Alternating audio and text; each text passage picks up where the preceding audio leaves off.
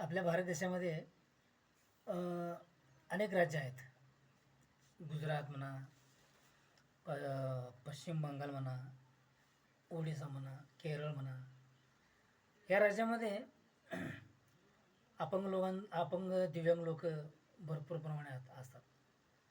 तर त्यांना तिथं पाच पाच हजार, सहा सहा हजार असे त्यांना महिन्याला त्यांचं त्यांच्या त्यांच्या त्यांच्या सरकारमध्ये जसं जसं त्यांचं अ, मानधनमध्ये त्यांचं डिवाइड होतं तसं त्यांनी देतात. तर आपल्या भारतामध्ये काय झालं मित्रांनो, आपल्या भारतामध्ये एक कलंक लागलेली आहे. कारण कलंक असं आहे, भारतामध्ये असं कलंक लागलेलं आहे की अ, भ्रष्टाचाराचं कलंक लागलेलं आहे. तुम्ही म्हणाल कसं? तर मित्रांनो, मागच्या व्हिडिओमध्ये मी बोललो होतो. मागच्या व्हिडिओमध्ये असं बोललो होतो की जे विधानसभा आहे, त्या विधानसभामध्ये आमदारांना हाणणं, आमदाराला मारहाण करणं हे कायद्याला शोभून दिसत नाही. कायद्याला शोभून दिसत नाही. परत कायदा जो असं म्हणतो की काय आपलं कायदा जे आहे ते डॉक्टर बाबासाहेब आंबेडकरांनी आपलं कायदा लिहिलेला आहे. आपल्या घटनेचे शिल्पकार अ, बोधिसत्व महामानव डॉक्टर बाबासाहेब आंबेडकर यांचं खरंच या देशाला एक हिरा म्हणलं तरी बी त्यांना हिरेचं जर उपमा दिली तर त्यांना अ, हे हे होत नाही आहे. तर मी काय मित्रांनो, मी काय विद्वान नाही, मी काय बॅरिस्टर नाही, मी काय वकील नाही. असाच मी साधा सिंपल एक माणूस आहे. त्या माणसाचं नीट आपण थोडंसं लक्ष देऊन हे व्हिडिओ ऐकावं आणि पाहावं. आणि मला लाईक नको, मला शेअर पण नको आणि कमेंट पण नको. मित्रांनो, खरी परिस्थिती सत्य पाहता ह्या भारत देशामध्ये भ्रष्टाचाराचं मूळ कलंक लागलेलं आहे. तर भ्रष्टाचार आपल्या भारतामधून उपटून काढण्यासाठी आपण आपल्या हातानं जेवढं होईल तेवढं आपण प्रयत्न करावं. आणि मारहाण कायद्यामध्ये हे मारहाण वगैरे मी मागे एकदा बोललो होतो मागच्या व्हिडिओमध्ये. पोलीस प्रशासनाला पण मी बोललो होतो.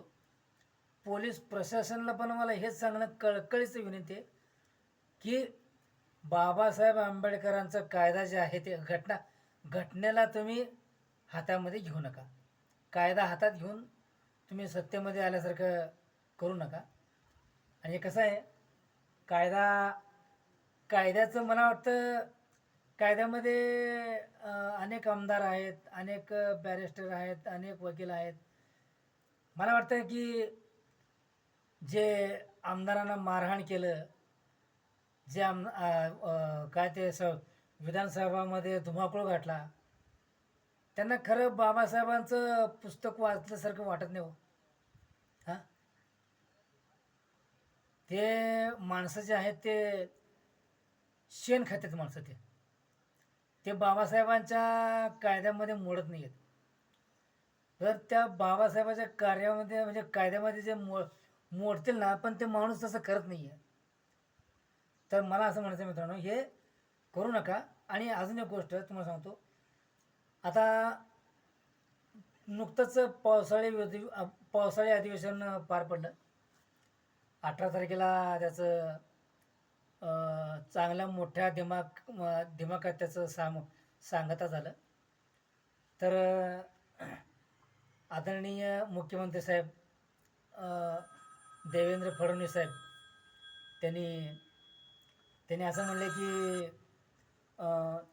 दिव्यांग लोकांना आणि अपंग लोकांना हे म्हणजे पूर्वी आम्हाला 1,500 रुपये मिळायचं, आता 1,000 रुपये वाढून त्यांनी फुलाची पाकळी म्हणून त्यांनी आम्हाला 1,000 रुपये वाढवले.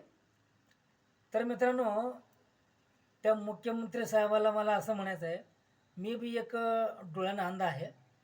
तर मला मुख्यमंत्री साहेब खरंच हे माझं जे व्हिडिओ आहे ते मुख्यमंत्री साहेबांपाशी पोचवून द्यावं.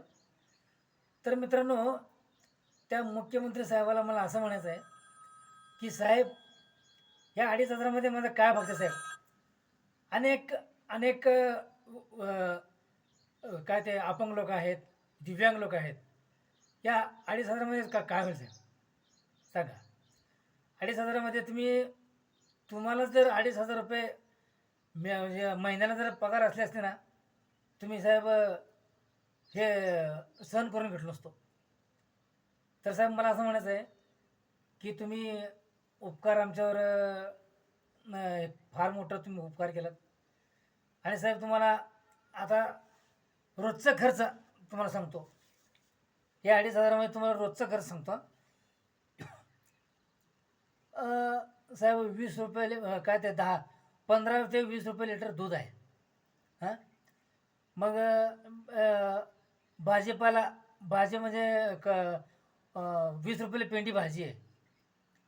मग साहेब मला असं सांगा तुम्ही, आता सिलेंडर तुमचे ते काय ते मोदी सरकारचे आहे ते मोदी सरकार ते म्हणतात की मग तुम हम काय ते हम तुमको सिलेंडर फ्री में देंगे, थोड़ा सा दाम घटा के देंगे.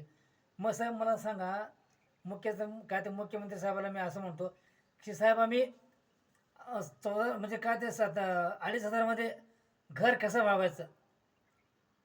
आणि मला हे म्हणायचं आहे की त्यांना कम से कम तुम्ही आम्हाला 4 ते 4,500 रुपये आम्हाला दिलं असतं ना, तर अति आनंद झाला असता आम्हाला. तर मला बोलताना माझ्या डोळ्यातून पाणी येतं आहे की मुख्यमंत्री साहेब आणि आमदार काय ते जेवढे आमदार आहेत, आणि मी फक्त बच्चू भाऊ साहेबांना मी एवढी विनंती करतो, त्यांनी आमच्यावरती एक काय ते कृपादृष्टी केली की बाकीचे जे आमदार आहेत त्यांनी आमच्यावर काहीच उपकार केले नाहीत. एवढं बोलतो आणि मी माझा व्हिडिओ संपवतो. जय हिंद, जय महाराष्ट्र.